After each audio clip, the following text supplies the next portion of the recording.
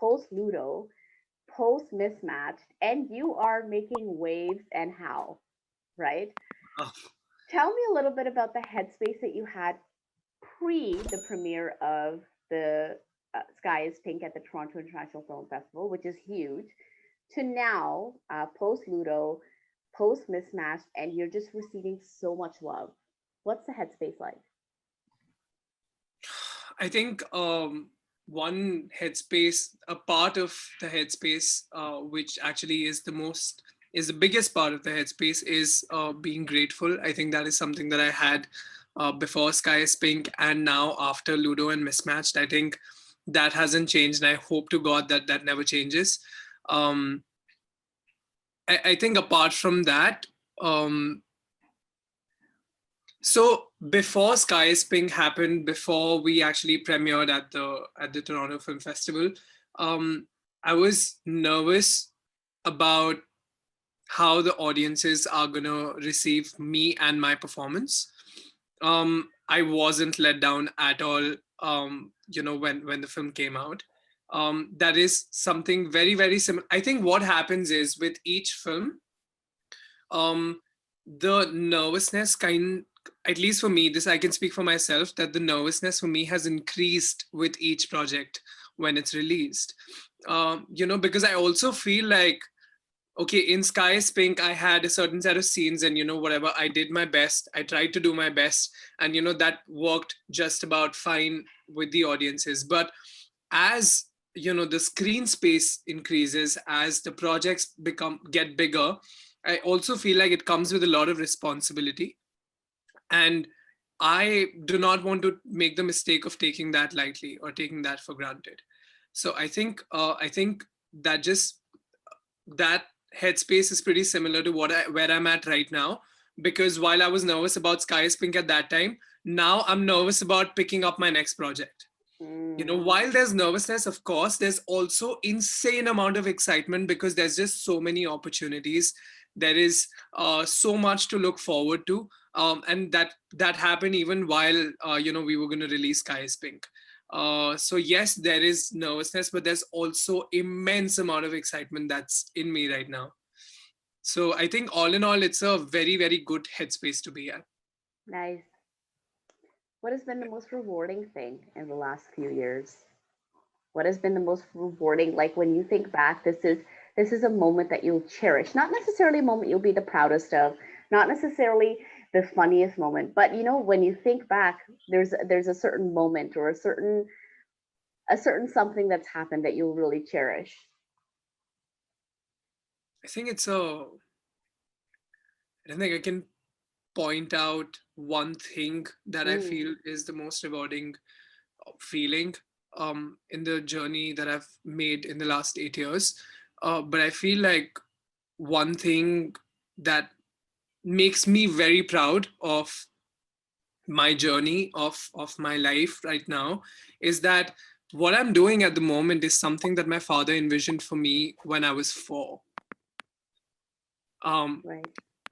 it it gives me chills down my spine. Even right now while I'm talking to you, I have goosebumps. It's crazy. I can't believe that he had that vision, and I'm working towards making that reality, turning that into reality. So that's one part of it. The other part of it is that there's been this one thing that I've heard constantly after every performance that I've given, every project that I've been a part of. Um, and that's been, my audiences, the people who have followed my journey, have followed my work, who have just about started getting to know me. Everyone says one thing, and that is, um, we connect to you as a person, no matter what character you play. And I think that is the most rewarding feeling ever, because I could play any character in the world. It could be lovable, and it could also be someone who you despise. But I feel like if I can form a connect to no matter who's watching me without meeting them, without knowing them. They don't know me at all. There are so many people who have watched my work for the first time, they have no idea about who I am. I'm just an actor, performer who's on their screen. But they formed that connect with me. My performance formed that connect with them. It shifted something in their life. It made a place in their heart. And I feel like there is no bigger reward an artist, a performer, an actor can get, such as myself. So yeah, I think those are the two things that are most rewarding for me in my life. Nice. You talk about relatability, and I want to talk to you about Mismatched now because you talk about relatability. Because I watched Mismatched and I binge watched it. It was a very easy series to watch. And to be honest with you, I'll be very frank. I initially had some hesitation watching it because I'm actually one of Project Really subscribers. I subscribed to her maybe 3 years ago, and I thought she was hilarious. But I also thought, I don't know, YouTuber, actor, like I'm not sure if it's going to work, even though she did so many skits. And the other thing was, I was concerned that it would fall into sort of like a cliche, sort of rom com or like that kind of space. Yeah. And how disappointed I was, not in the fact that it was actually fantastic, but my like lofty expectations of I don't think this is going to be anything special was completely demolished. And I say that with a lot of respect in the sense that Mismatched actually broke a lot of stereotypes in the way in which every character was presented, right? Every character was presented with a lot of vulnerabilities, and as the series unfolded, I became more and more involved with each character, and the characters were developed so beautifully.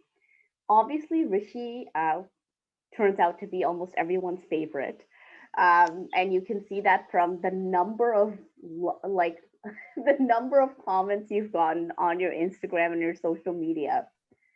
Tell me a little bit about how you first related to maybe not Rishi, but to maybe another character in Mismatched.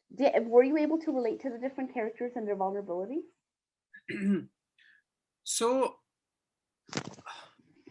there are actually two characters that are related to a lot. Okay. Um, one, so it goes without saying, the first character I ever got to know about its existence, about how it's being shaped is Rishi, right? Because I was approached for that, and I read it, and we.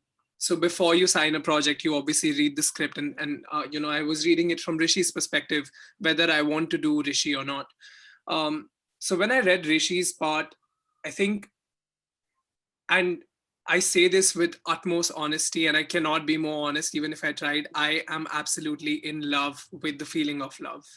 I It's the most beautiful feeling I feel in the world. It has I feel like love is this one big umbrella which has so many other feelings under that umbrella, and it's the most beautiful feeling that encapsulates every other feeling. I am in love with love. And the whole idea of Rishi, I think if I were to give another name for Rishi in my head, it would be love. If there is an adjective, well, not really an adjective, but a feeling that could describe Rishi, I think it would be love. And I loved that. The moment I got to know about it, I wanted to do it because of how hopeless he is when it comes to romance. About how I fell in love with how old school he is with his idea of romance, with his idea of relationships, in where in 2020, now approaching 2021, nobody believes in that kind of love. Especially, like, I'm talking, of course there are people who still romanticize the idea of love back in the 60s, but it would be the minority. I don't think it would be the majority. um when I read that, it reminds me of the most ideal relationship in my life is my mom and my dad's. Mm. I have seen them get married. When my mom was 16, she got married to my dad, who was 23, 24. They lived together for the rest of their lives. My father passed when he was 48. Right.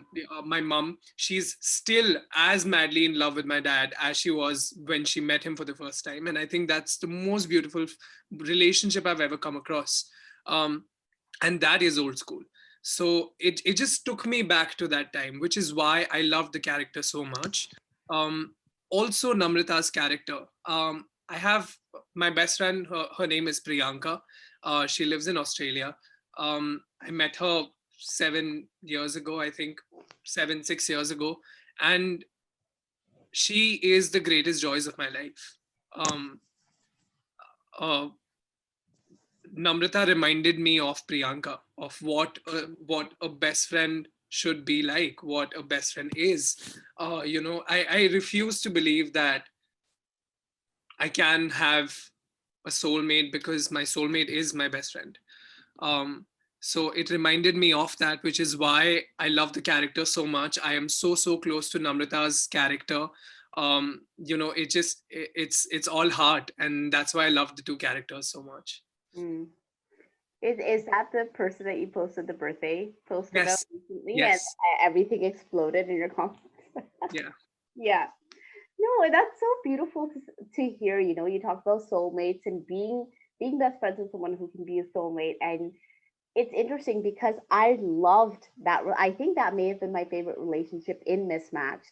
I mean, obviously, uh, Rishi's relationship with Prajakta's character, I adored, but there was something so great about the relationship, that the friendship that you had with Namrata. It was very real because, you know, she's supporting you in this, what sounds crazy, right? Like an 18-year-old who sets off to this, you know, he yeah, enrolls and he's like, I'm going to go find my future wife. And, yeah, you know, he's recording the sequence. But there's also so much realness in it because as soon as the coffee is spilled on his face, she's the first person to laugh, right? yeah, Right? So yeah, it's just, it was just so beautifully etched out. And you know what? I think it was at that moment when she laughed, I was like, I'm hooked. I need to watch this more. And it just turned out to be, I think recently somebody asked me a question. I said Mismatched is probably the series I would recommend anyone to watch, anyone, because wow, thank I you. think that you can find a little bit of yourself in each one of the characters, which is, and Yeah, that sort of is complete, right? It's just yeah, complete. yeah. It's just so great. I really enjoyed it. Tell me a little bit about what that show, if anything, has taught you about relationships, because there's a lot of different things going on, right? Yeah. Ha. Or did you So bring I something from your own reality about relationships to your character? wow. So I'm not also because, like, when someone asks you, while like we're doing an interview right now, so while you're asking me, I may not know what to say because it's just so it's now. However, if I reflect on it, I'm pretty certain that I'll be able to answer that better. But what I can say for sure is that I understood something about humans and not so much about relationships. Okay. um, I think one is a byproduct of the other, and that is, I feel like, the biggest thing one needs to kind of try and imbibe in their lives is acceptance. I think that is something that the show massively talks about. The reason why the characters are going through whatever they're going through is because they, out of all the people, haven't accepted themselves. Be it Namrata or Rishi or Dimple, or Anmol or Harsh or Simran or Selena. No, that's one thing in common between every character. Right. Um, and that's the fact that they haven't accepted themselves, which is why they have such strange, messed up, weird relationships. Right. And that is something with I have see with this year, with the fact that we've all been in the pandemic. 2020 has been a very strange yet a very whole year. Ironic as I say it, because we were all literally stuck at home and couldn't do anything. But I think if there was one year that brought us the closest to who we are as people, is 2020. Mm. I can speak for that. I can speak for myself when I say that. uh, I have never been more me than I am today. Um, and and and I'm very grateful for that.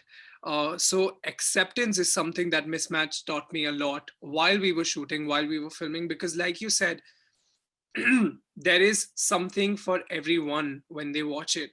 There is you'd be able to, if not yourself, you'd actually be able to point out to a character and say, I know someone who's like that. Right. um and and the fact that we're trying to talk about it in the open, we're trying to, and not sensationalize it but actually normalize it. Yes. um you know the fact that there is someone who's confused about their sexuality, there is someone who is insecure about losing hair. Me as an actor, and this might sound really funny, but I've been in the business for the last 8 years where we are practically putting hair products every single day. um and I lose hair, and it's a real issue. So I know what Krish's character goes through. um I know Simran's problem when she wants to touch up all the time, because we as actors, as professionals, everything that we have is because of how we look. Essentially, that's where it starts, and then it goes on to everything else. um it is a real issue. So without trying to sensationalize it, but also needing to talk about it because it is something that everyone goes through. I think it's been great. I think this this show gave me a lot more than I could ever imagine. Starting from experiences, starting from learnings about humans, individuals.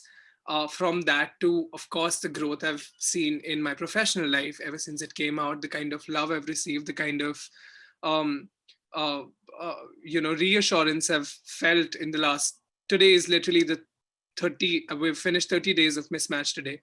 Um, the kind of love that pours in is incredible. I mean, it the numbers are a testament of how it's been received and how much we've been loved.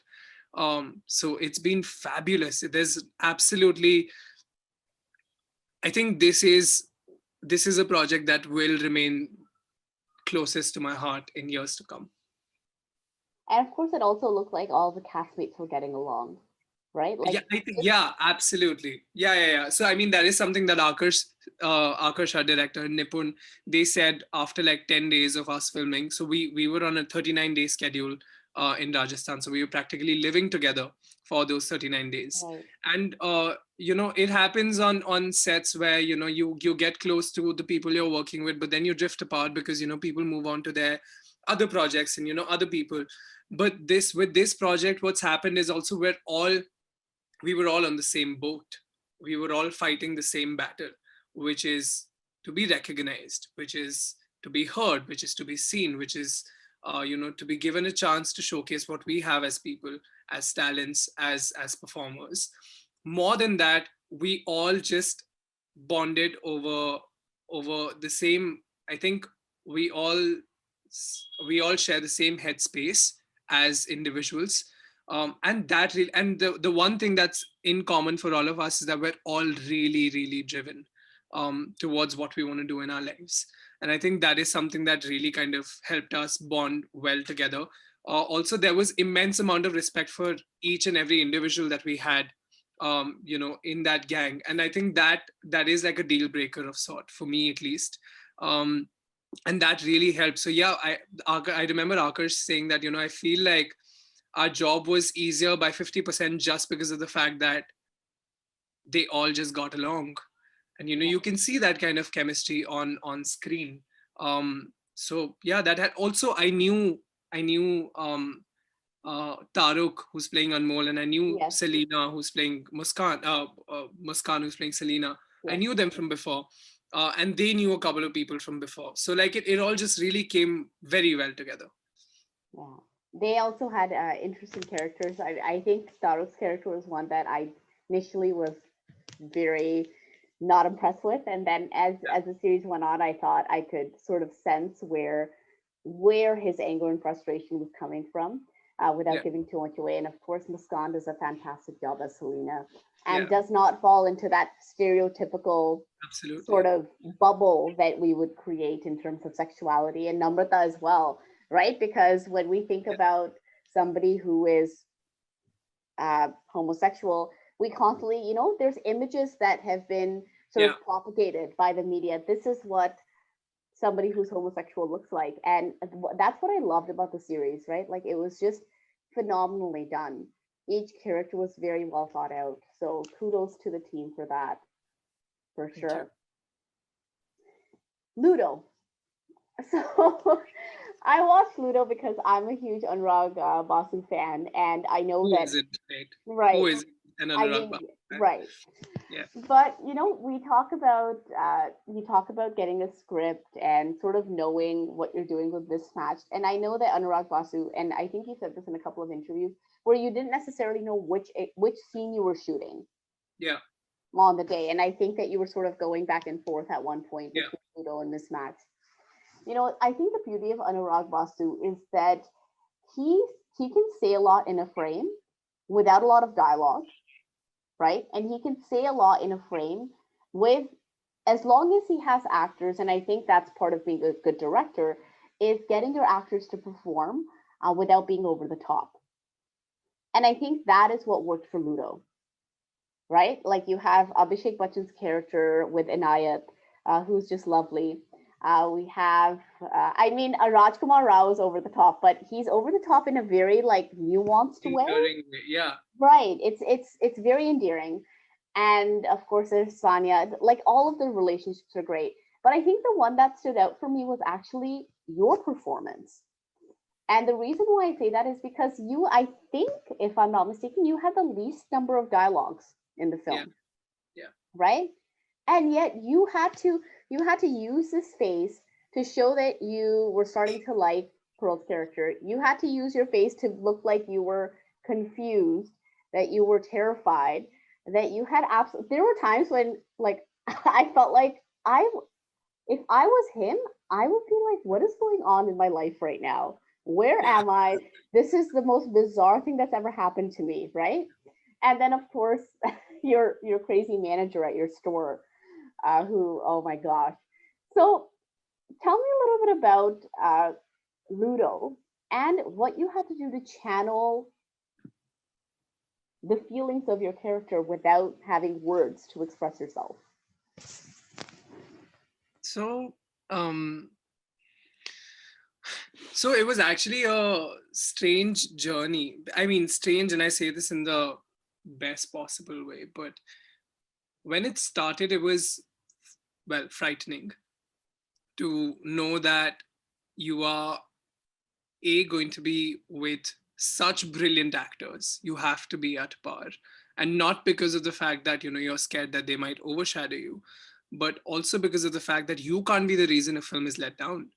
Right. um like I said, with every project that comes my way now, if it's bigger, there's also a bigger responsibility. I was practically carrying a part of a story completely on my shoulders with Pearly, Yeah. right? So of course it was frightening also, because one was that, and the second was, okay, great, I will perform, but like I don't have dialogues. So like, how do you perform? Like, I hadn't done anything like that before. um I've never trained professionally as an actor. Right. Whatever I've learned has been practical experience on sets. I've learned with all the years. I've learned with each and every single director. I am a mad curious person, and I love asking a lot of questions to all the directors that I work with about everything. um so I hadn't done anything like this before. I had not performed a character. I'd not portrayed a character without dialogues. Right. um so of course that was frightening, but I guess that's where um, Dada's expertise comes in. Dada meaning Anurag Basu. Uh, I think the only way to do this was to completely trust him and not question it. Um, Also, he made sure that he gave me the environment which felt safe, that safe enough to make mistakes, knowing that he will make sure that eventually the end product is not going to suffer. Mm. Um, and so yeah, I did exactly that. I fully trusted him with what he needed me to do. There were times when he said that I do not want you to do anything. I want you to come and stand in front of the camera and just look, because that will do it. It's a big screen. The camera catches everything. If you're feeling what the character is feeling, you do not have to move a muscle on your face and it'll show. Mm. And that was the most exciting part for me, to think that there is so much going on in my head, but there is nothing going on in my face, and and the audiences will, it'll reach the audiences, right? So his only direction to us was just know your character so well that if tomorrow someone asks you a question about your character, you will be able to answer that as if it's your own life. Mm. And that was the process of becoming Rahul. um, to know what he's feeling, I think the easier, I think what really helps is there's this activity that he did with us, which is the 5 W's, Okay. which is what, where, why. Mm. um can't believe I forgot the rest too. Wait, what, where, why, who, and there's one more which I'm Who, forgetting. what, where, when, why? Say that again. Who, what, where, when, why? Yeah, these are the 5 W's. He said, if you know this about every scene about your character, your home, and we followed exactly that. Um, of course, the first 2 3 days were very very confusing, because like I would go on set and I would perform a scene without a dialogue, and he would say cut, okay, moving on, and I would not know what that means. I would not know if he's got it, if he's living with my performance, if he's happy with it, if he's disappointed in me, nothing, right? For the first 3 days. And then I started having fun with the character, because the moment I let go of the inhibition that I had created for myself, that I can't do this because this character does not have dialogues. The moment I let go of that inhibition, I think I started having fun. And that's when the whole journey also became a hell lot more exciting. Mm. So yeah, that was Ludo for me. Nice. Well, when you look back and you talked about 8 years and you talked about a slew of projects that you've done, and as you've said, with each project, the screen space has gotten bigger, your character has gotten deeper. We've gotten to get to know your characters a little bit more, and the responsibilities increased. What has been your biggest learning lesson so far? I think if there is one thing you need to be, which remains a constant, which should remain a constant for the rest of my life, is honesty. Um, if you're honest, the audiences will connect to you. Mm. I think that's been my biggest journey. I do not, earlier, I used to try to act like a character. Now I try to be a character. Um, so, so yeah, I think honesty is what my biggest lesson learning is. Nice, nice. Well, it's been such an interesting chat. I've had such a good time listening to you speak, and for the age that you're at and the kind of work that you're doing, you certainly have still a freshness, which is quite nice. But certainly, I think a part of you that is eager, which is so important, I think, for an actor, because 10, 15 roles later, if you're not eager, then I don't think you're doing a great job. Yeah. And you talked about honesty, and I think that really comes out even in this interview. So I'd like to thank you for your time. I'd like to thank you for having this conversation with me, because I really liked it. I really enjoyed it. Thank you. Thank you so much, Armin. This was a very fun, very honest chat, and I loved it. It's of course, when you're promoting a project, when you're promoting a project that you've been a part of, I think you tend to give a lot of interviews, and then beyond a point, it gets monotonous. Right. But while this was again about those projects, it also felt very fresh and it felt great. So thank you so much for taking out the time early in the morning in this cold weather to talk to me. And I hope that you have a lovely day. Thank you. Wonderful. Have a wonderful evening.